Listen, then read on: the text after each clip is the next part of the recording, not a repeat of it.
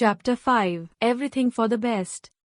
In ancient times there was a rich and powerful king who ruled over a vast kingdom. Pratap Singh was his advisor, as well as close friend. Caravan loads brought daily wealth into his capital, and his kingdom was well administered by his ministers under the guidance of Pratap Singh. The only irritation the king sometimes suffered was to see the ills of famine, epidemic and wars, which men seemed unable to avoid.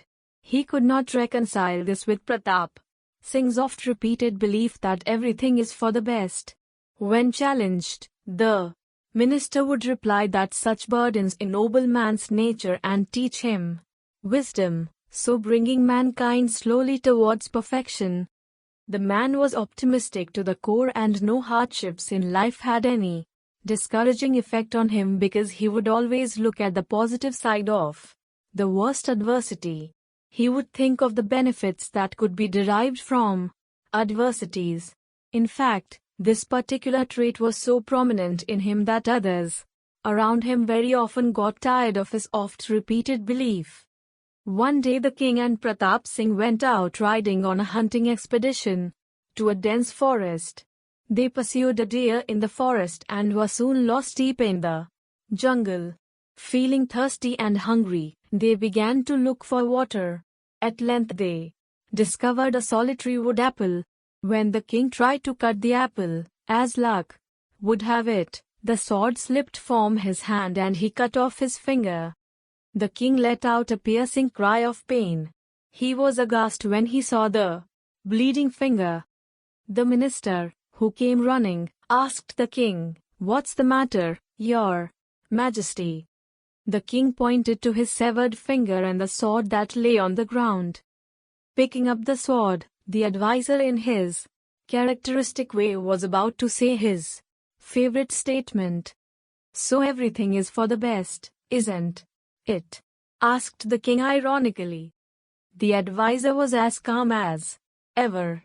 With due respect, he answered, "Yes, Your Majesty, it may be a blessing in disguise. Take it from me, something good is going to come out of this apparent tragic incident. God has willed it this way, so we should not complain." The king couldn't believe what his advisor had said. He couldn't comprehend how the loss of his finger could be a blessing. The distraught king was sure his courtier was making fun of him. In his fury, the king ordered Pratap Singh out of his sight. Seeing that he had indeed enraged the king, Pratap Singh had no choice but leave the king alone. In his hunger and pain, the king fell into an uneasy sleep. As he lay at the foot of a tree, he was discovered by the tribesmen of the jungle, who in the last day of their great annual festival were seeking a sacrificial victim for the tiger goddess. They were delighted to find such a handsome victim. They seized the king, bound his hands and feet and carried him away. The warriors were in their colorful costumes with plumes and holding the spears upright in reverence to their royal prisoner. They marched to their chief's palace on stilts. The tribal soldiers presented their booty to the chief, who judged that the prisoner was indeed of royal blood. He was pleased with his minion's prize catch. He decided that blue blood would be an excellent offering to the supreme deity. Therefore he sent for the tribal priest, an old man who came in soon afterwards. As was the custom, the tribal priest had to approve of all offerings to the deity. It was his duty to see that each offering was perfect in all respects. Seeing that a king was going to be the object of sacrifice on that day, the priest did not inspect the prisoner from head to toe. Instead, he ordered that the process be started without delay. They took the king to their altar. After some wild dancing, the final sacrificial preparation began with the smearing of red and yellow powder over the victim's forehead, feet and hands. However, it was during the anointing of the body that the old priest noticed that something was amiss.